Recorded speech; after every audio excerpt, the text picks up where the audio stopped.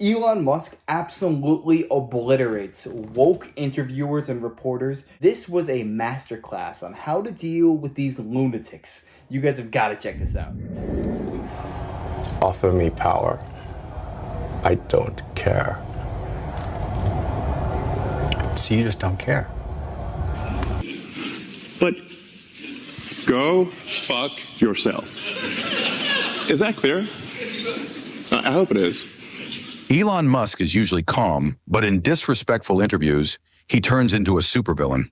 Here are some interviews where he totally shuts down the interviewers. This young BBC interviewer asks a question about Twitter's hateful content regulations to Elon Musk. Elon knew what the interviewer was trying to do, so he fired questions back at them to see if they even knew what they were talking about. And you just said that if something is slightly sexist, that's hateful content. Does that mean that it should be banned? Well, you've asked me whether my feed, whether it's got less or more. I'd say it's got slightly more. That's why I'm asking for examples. Can you name one example? I honestly don't need. Honestly, I you don't. can't name a single example. I only look at hang on a second. You said you've seen more hateful content, but you can't name a single example, not even one. I'm not sure I've used that feed for the last 3 or 4 weeks, and Well, then how did you see the hateful content? Because I've been using Twitter since you've taken it over for the last 6 months. Okay, so then you must have at some point seen for you hateful content. I'm asking for one example. Right. And you can't give a single one. And I'm saying... I say, sir, that you don't know what you're talking about. Really? This next interview is with a black reporter. Elon's interaction with him started off nice, but as the reporter asks private, misleading questions, Elon Musk gets angry and shuts down the interview. It's a lot of controversial stuff. Is that considered blowing off steam? Yeah. Yes. It is to some degree, not always. I mean, obviously I use it for, to post jokes, to post, sometimes trivia, sometimes things that are of great importance. So you do a lot of it at night, like late at night. So when you're doing this, are you sober when you do it? Almost always, yes. Under the influence of anything? No, I don't drink. I don't really, no. So you got no drink, no smoke, no nothing. I mean, you smoke pot with Rogan. I had one puff. Yeah. I think anyone who smokes pot can tell I don't know how to smoke pot. But you've admitted that you have a ketamine prescription. Yeah. What's that for?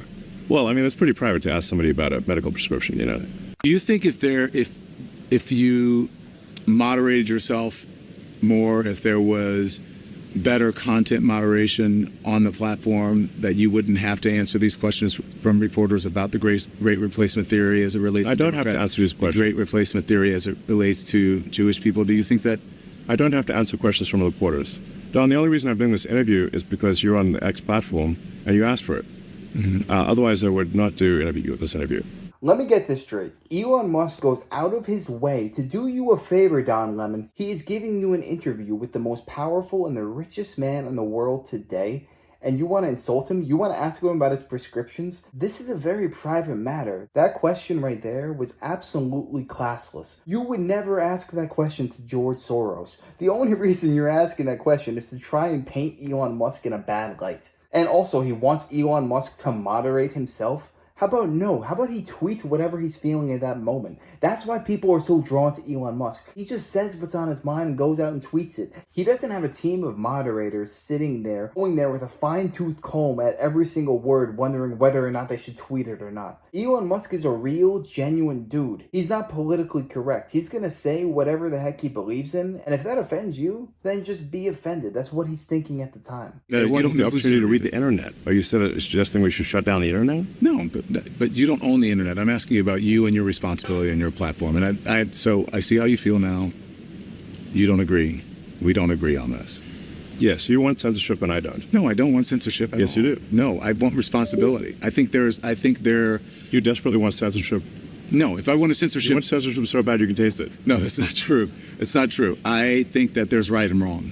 So you said if they kill the company, it's them. But doesn't the buck stop with you? I mean, you're... Don, I have to say, choose your question carefully. There's 5 minutes left. Okay, but so... Is this the question you want to ask? Why would that question upset you? You seem upset by it, are you? I think you... And I'm not trying to upset you. Well, you are upsetting me because the way you're phrasing questions, I think, is is not cogent. In this next interview, the interviewer asks about his newly acquired company, Twitter, where advertisers were leaving and weren't ready to advertise. Elon responds with a downright crazy answer, which will make you laugh. But there's a public perception that that was part of a apology tour, if you will. That this had been said online. There was all of the criticism. There was advertisers leaving. We talked to Bob Iger today. I hope they stop. You hope? Don't advertise. You don't want them to advertise? No. What do you mean? If somebody's going to try to blackmail me with advertising, blackmail me with money, go fuck yourself. Because it comes up a lot. What I'm trying, even came up though in the annual meeting. I mean, you know, do your tweets hurt the company? Are there Tesla owners who say, I don't agree with his political position because, and I know it because he shares so much of it? Or are there advertisers on Twitter that Linda Yaccarino will come and say, you got to stop, man. Or, you know, I can't get these ads because of some of the things you tweet. Offer me money. Offer me power. I don't care. So you just don't care.